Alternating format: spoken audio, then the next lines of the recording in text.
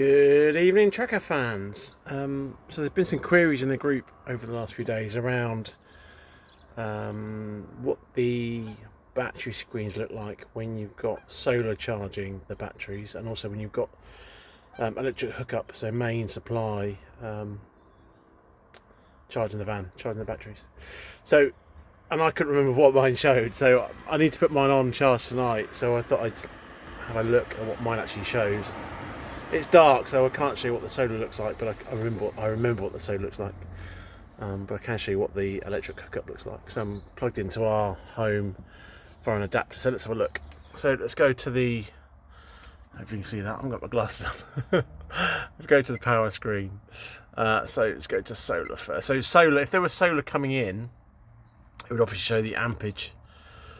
The amps here, it will show which battery it's going to, and the system chooses which battery it goes to. I don't think you can choose when it's on solar which battery it's charging, but it'll just show the current there. What it doesn't show any current on here going in when it's on solar. I thought it did, and I think I commented on someone's post a few weeks ago that mine showed current going in. It doesn't, it only shows it on the solar screen, not on the battery screen. But for electric hookup, it shows it going in. So that's currently the leisure battery, and it doesn't show any current going in or any load on the battery either. So I've got the lights on, so there's no load on the battery, so it must be using the main vehicle battery. So let's go to the vehicle battery, and then you can see there that there is current going in. I'm guessing that's the net current, so there's current going out because I've got lights on. If I turn the lights off, so look, yes, that went up. No, yeah, it looks like net current. So there's current going into that. You can see the arrow, that arrow there. So there's current going into the battery. The battery's quite well charged anyway, so I'm guessing the charger's managing that the current going in. If I go to the leisure battery, there's no current going in, but if I touch the leisure battery, that is putting current in, and it also uses the leisure battery as the source of power for everything.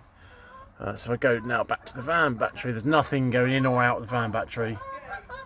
It's up at quite a good voltage. If I go back to the leisure battery, you can see there's an arrow there, there's 11 amps going in, so I'm guessing that's the net again. So there's certain current going in and a couple of amps coming out for the lighting and stuff that's on in the van.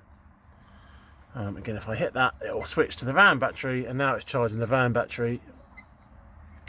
So you can see now there's current going in. There's not as much current going in, I'm guessing because the van battery is more charged than the leisure battery, so that the charging unit is managing that and not putting so much in.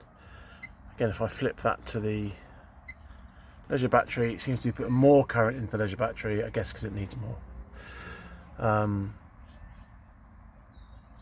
And if your battery's run down, so say it's on 50%, so that's 50 amp hours to charge it up to full charge. So if it's doing 10 amps like that, that'll take 5 hours to charge back up to full.